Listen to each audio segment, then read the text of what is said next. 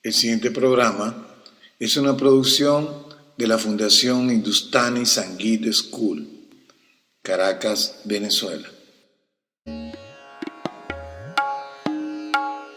Hola, mi nombre es Da Maharaj. Les doy la bienvenida al podcast Hablemos de India, donde conversaremos de tópicos relacionados con el gigante asiático India. Hablaremos de música, poesía, danza, cine, yoga, gastronomía, economía, de sus grandes hombres, sus gloriosas épicas, sus libros sagrados y muchos temas más. Acompáñennos, hablemos de India. El hinduismo. Segunda parte. Texto tomado del libro El hinduismo, consideraciones históricas y conceptuales de Felipe Luarte Correa, Pontificia Universidad Católica de Chile, año 2012. Características generales del hinduismo.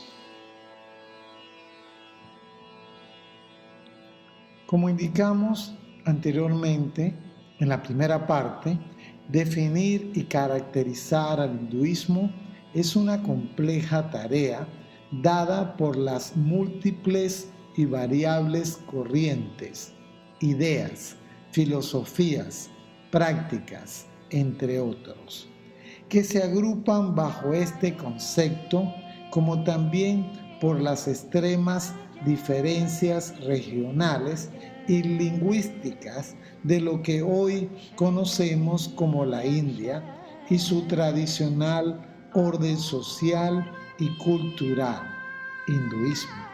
Por esto, y tomando como base metodológica la teoría prototípica desarrollada por George Lakoff, a continuación expondremos las principales, pero en ningún caso las únicas, características generales del hinduismo.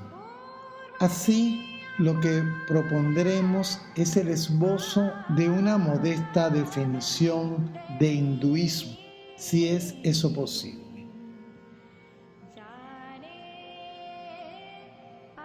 Tomando en consideración los principales vínculos de este, buscando una unidad en la diversidad, en una, a primera vista, inmensa diversidad irreductible que se expresa en un panteón innumerable con sus respectivas y a veces contradicciones, mitologías, sistemas de castas locales, variaciones en las reglas de matrimonios o en los regímenes alimentarios, diversas formas de acceder y concebir a lo trascendente, etapas y metas en la vida, etc. En definitiva, hallar entre las múltiples relaciones entre lo general y lo particular, entre lo global y lo local, la esencia del hinduismo, su básica unidad fundamental, considerando en lo posible el propio contexto indio, como también a lo que nos encontramos afuera de esta tradición. Los textos sagrados. Si bien es cierto que en el hinduismo no existe un único texto sagrado, sí podemos afirmar que el Veda es la piedra fundamental en la que está desarrollado y también sus múltiples formas posteriores. Considerándolo, si pudiéramos hacerlo como la sagrada escritura del hinduismo, siendo paradójicamente un texto muy respetado, pero poco conocido y menos aún estudiado o practicado, pero que ha cumplido más bien el papel de punto de referencia para la construcción de la identidad, autocomprensión hindúes, siendo pues la base de la mayoría de los posteriores desarrollos que conocemos como hinduismo, y que el Veda, íntimamente relacionado con el rito védico, y su función principal es del tipo ritual. El Veda significa conocimiento, ya que viene de la raíz vid, conocer, saber. Es un conjunto de textos escritos en sánscrito, la lengua sagrada del hinduismo, que es considerado por la mayoría de los hindúes como revelación atemporal, Sruti, de autoría no humana, eterno, y que contiene todos los conocimientos, el cual fue revelado en sus orígenes a los sabios, rishis, y que posteriormente fue transmitido a la comunidad por vía oral, de generación en generación, hasta que fue compilado, según la tradición, por el sabio Vyasa.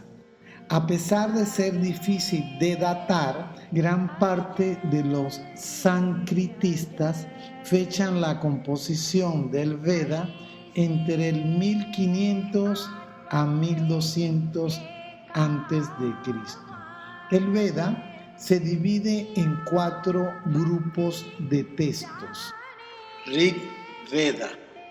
Rig Veda es una colección de 10 libros con 1027 himnos dedicados a las divinidades védicas, que principalmente encarnaban personificaciones de los fenómenos celestes, tales como Surya, sol, Vayu, viento, Agni, fuego, Indra, cielo o rayo. Sama Veda. Sama Veda es un libro de cantos rituales relacionado estrechamente con el Rig Veda, el cual incluye las reglas de la recitación de los himnos que deben cantarse durante los sacrificios. Yajur Veda. Yajur Veda es una colección de breves fórmulas en prosa que se utilizan en los rituales y del cual existen 2 recensiones, la negra y la blanca. Atharva Veda. Atharva Veda es una colección de 731 himnos y fórmulas mágicas compiladas hacia el 900 a.C. aproximadamente. En el hinduismo también existe una extensa literatura de carácter inspirada, es decir, de autoría humana, que contiene la literatura de las reglas de conducta ético, ritual y social, Dharma Sutras, Dharma Shastra y el Manava Dharma Shastra. Los grandes poemas épicos, el Ramayana, escrito por Valmiki, y el Mahabharata, compilado por Vyasa, el cual contiene en su interior el Srimad Bhagavad Gita, quizás el libro más famoso del hinduismo en la actualidad. Además, en esta literatura secundaria o indirecta se encuentran los Puranas, historias del pasado, que son un extenso complejo de narraciones que tratan principalmente sobre la creación o manifestación del universo, la destrucción o recreación del universo, las genealogías de los dioses y sabios, los reinados de los progenitores mitológicos de la humanidad y la historia de las dinastías reales. Tradicionalmente, los Puranas son 18 libros principales que están divididos en 3 grupos de 6, cada uno asociado a las 3 cualidades inherentes de la naturaleza, trigunas, sattva, pureza, luz, rajas, pasión, acción, tamas, oscuridad, inercia, representados por la Trimurti puránica de Vishnu, Brahma y Shiva, respectivamente, en 3 grupos de 6 cada uno. Vaishnava Purana. Los Purana Vishnu, Bhagavata, Garuda, Naradiya, Padma y Varaha. Los Brahma Puranas. Los Puranas Brahma, Brahmanda, Brahma Bharta, Markandeya, Vavishya y Vamana. Y finalmente los Saiva Purana, los Purana de Shiva, Lingam, Matsya, Kurma, Skanda y Agni. En conjunto, los Puranas y los Itihasa son considerados como el 5º Veda.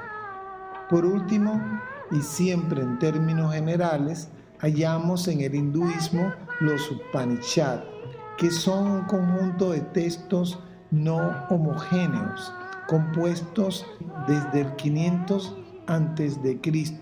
aproximadamente, y que siguen componiéndose hasta el día de hoy. Más allá de su diversidad, podemos decir que los Upanishads son los primeros textos filosóficos en el hinduismo de carácter más místico y espiritual, que pretendían descubrir el significado secreto del ritual tratado en el Veda. De este modo, tratan metafórica y reflexivamente sobre la naturaleza y la relación entre Atma y Brahma, además de tratar sobre la existencia humana y del universo, por lo que se ha considerado como una enseñanza secreta entre discípulo y maestro, dada en los bosques, su hábitat natural en la antigüedad. El Dharma hindú, leyes morales y sociales del hinduismo. Para comenzar, debemos decir que el concepto Dharma no tiene una traducción literal en lenguas occidentales, siendo a veces traducido como religión, deber, ley, justicia, derecho, entre otros. Ahora bien, Dharma es una ideología que lo abarca todo y que incluye el comportamiento tanto ritual como moral, y cuya inobservancia conlleva a funestas consecuencias sociales y personales.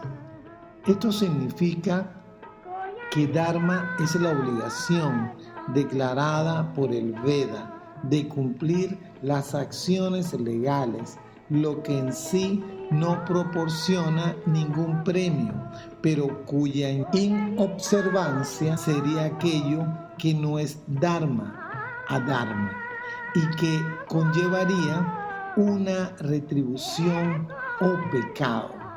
Así pues, el Dharma se aplica a un principio cósmico y eterno, pero que se relaciona directamente con el mundo de la transición humana y que se aplica a leyes específicas y a los contextos que la regulan.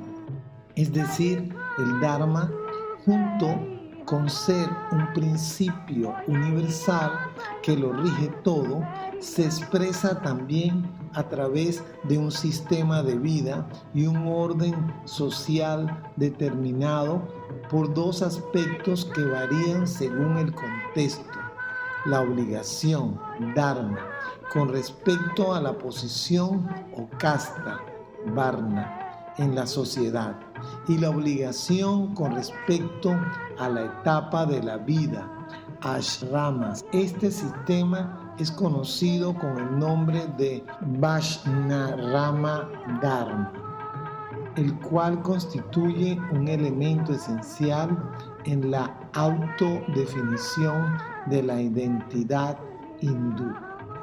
De acuerdo a los Dharma Sutras y Dharma Shastras, la literatura que trata sobre el Dharma, las fuentes de este son el Veda, los textos tradicionales y las buenas costumbres de los santos y virtuosos. Según estos textos, la sociedad hindú de tipo ideal se divide en 4 clases o castas: varnas, color; los brahmanes, sacerdote; los kshatriyas, gobernantes, guerreros; los vaishyas, pueblo llano; y los sudras, sirvientes.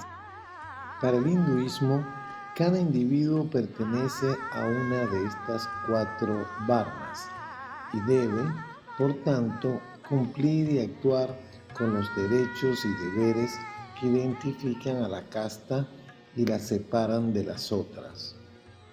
Los deberes de los brahmanes son enseñar el Veda y realizar para los demás los sacrificios.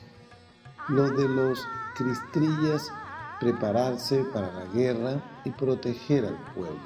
Los vaishyas deben cuidar el ganado, dedicarse a la agricultura y al comercio.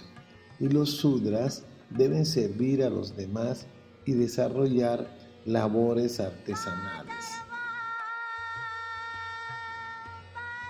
De este modo, el sistema de varnas ejerce un control sobre la conducta de sus miembros desde el nacimiento hasta la muerte, y el individuo nunca es totalmente libre para desarrollar su propia vida. Por lo anterior, vemos cómo el hinduismo, además de ser un conjunto de prácticas y creencias, también funciona ordenando a la sociedad y a los individuos.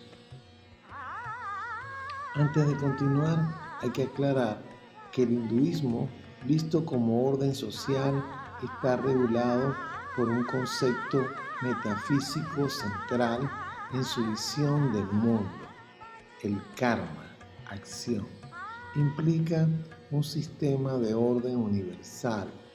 Karma se refiere a la ley de las causas y efectos, la acción que es origen de un resultado futuro y fruto de una acción anterior, donde todo está interconectado. De esta manera, todo lo que somos en esta vida es producto de nuestras acciones pasadas y nuestros actos de hoy.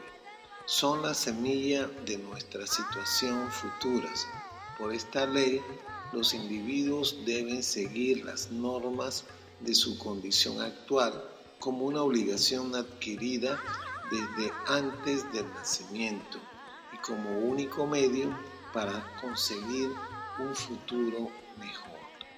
El segundo aspecto del Dharma, en este sentido social, es el ashramas o etapas de la vida, las cuales son la brahmacharya, estudiante célibe; la del gashta, cabeza o padre de familia; la de vanaprastha, ermitaño, morador del bosque; y la de samnyasa, renunciante.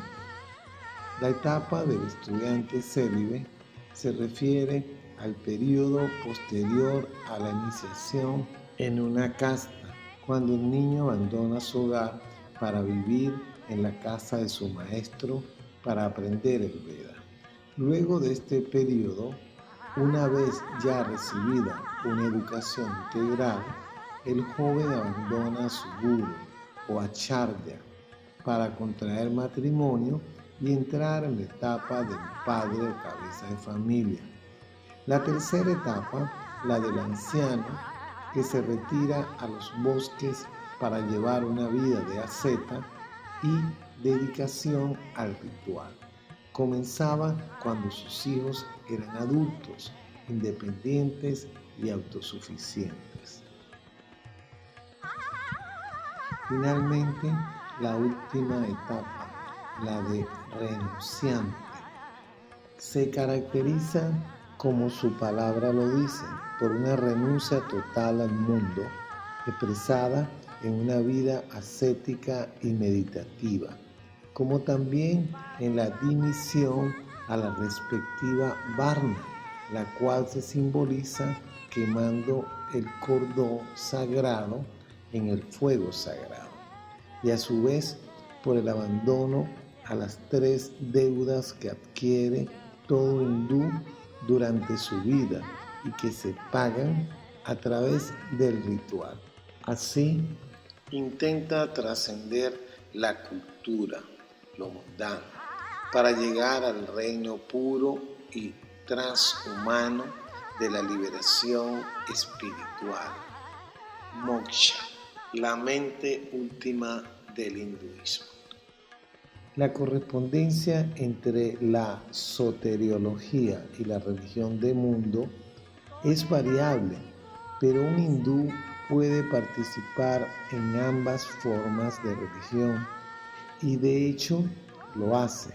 Esta diferencia entre la religión práctica y la religión como soteriología, entre el cumplimiento y el misticismo, se expresa a nivel social por una parte de la figura del cabeza de familia que provee el sustento de sus familiares y cumple sus obligaciones rituales, y el renunciante que abandona la vida social, realiza sus propios ritos funerarios y busca la liberación final. Los motivos del cabeza de familia y el renunciante son bastante diferentes y hasta contradictorios. Sin embargo, ambos se encuentran legitimados por las tradiciones hindúes. En el Srimad Bhagavad Gita, los ideales de la obligación familiar y la renuncia ascética se aunan, puesto que se defiende que una persona puede trabajar por la liberación y a la par cumplir con sus responsabilidades mundanas. Para terminar, hay que señalar que tanto el sistema de varnas como el sistema de ashramas son un molde, un modelo ideal. El primero cumple como medio de ordenación de la sociedad y el segundo sirve para la ordenación diacrónica de la vida de un individuo. El Varnashrama Dharma constituye así un paradigma de cómo el hombre hindú debe vivir. Y hasta acá nuestra edición de hoy, donde conversamos sobre el tema el hinduismo en su segunda parte. Texto tomado del libro El hinduismo, consideraciones históricas y conceptuales de Felipe Luarte Correa, Pontificia Universidad Católica de Chile. Año 2012. La música de fondo, una selección variada de la siempre recordada cantante Kishori Amonka. Solo nos resta invitarlos para una nueva edición de Hablemos de India y desearles a todos bendiciones. Pranam.